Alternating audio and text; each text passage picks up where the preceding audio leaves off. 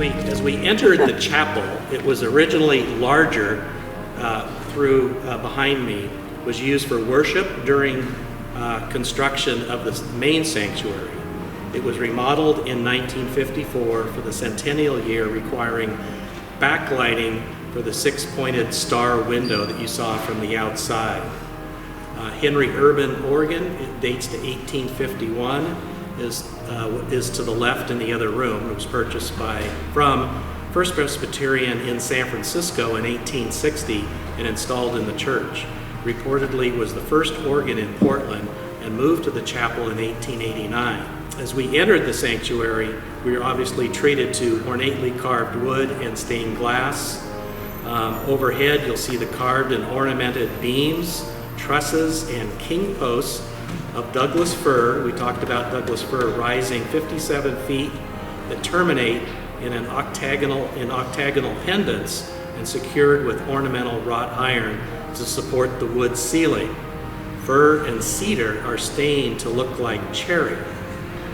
Originally, glass lights dropped from the center of the pendants, and these were changed to electric in 1892, pretty darn early for electric.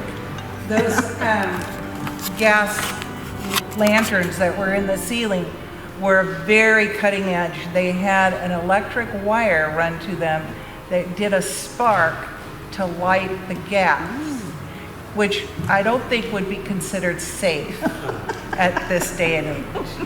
The cherry floors were added in 1999. The carpet runners were specially crafted to match the second carpet that was installed in 1929. Post and lintel construction supports drop cross beams roof, much like a barn construction, which is how pioneers knew how to build. Cast iron columns support the balconies, which added to host the first General Assembly convention west of the Mississippi in 1891, expanding the seating to 1,500, which is 1,000 today. So it slightly was reduced or shrunk down. The balcony and pews are cherry wood. The pulpit is heavily carved in Gothic tradition. Each of the four panels differs in design but presents a harmonious whole. The choir loft with carved oak leaf design projects over the pulpit. Nicholas Strahan, Scottish, who learned to carve in England, carved the pulpit pews, ornamentation, and the brackets. The organ was designed to match existing wood tones and designs and built in 1997-99 by master builder Dan, is it Jackal of Duluth, Minnesota, and installed in 99-2000 with a dedication in April of 2000. It has 52 stops, 69 ranks, 3 manuals, and 3,515 pipes. The stained glass was crafted by David Povey.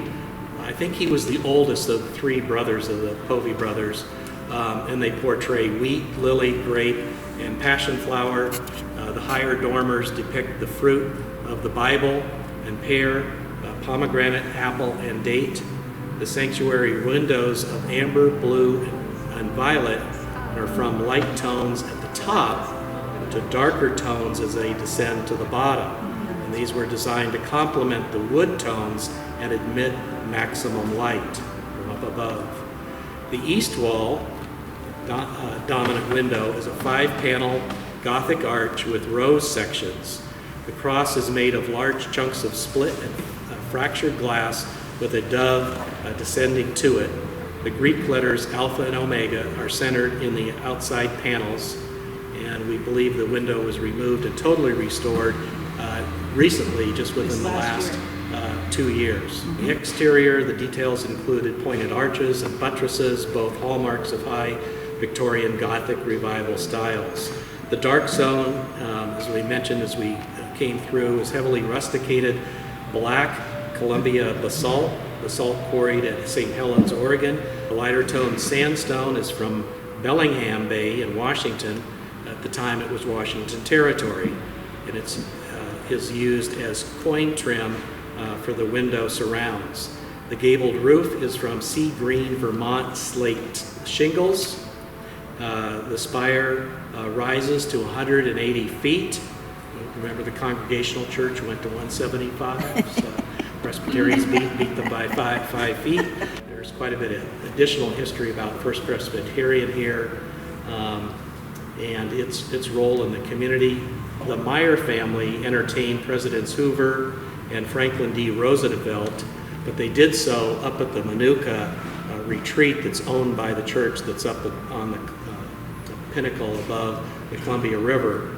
The Meyers were members of Temple Beth Israel, and that congregation worshiped at First Presbyterian in 1928 after their temple was burned, likely by the Ku Klux Klan, who also vehemently opposed the election of a Jewish governor at that time.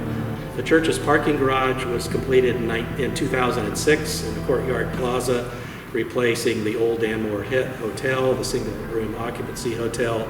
The church leadership then arranged for the construction of Alder House, caddy corner here on church property, which holds an equivalent number of rooms for low-cost rental housing.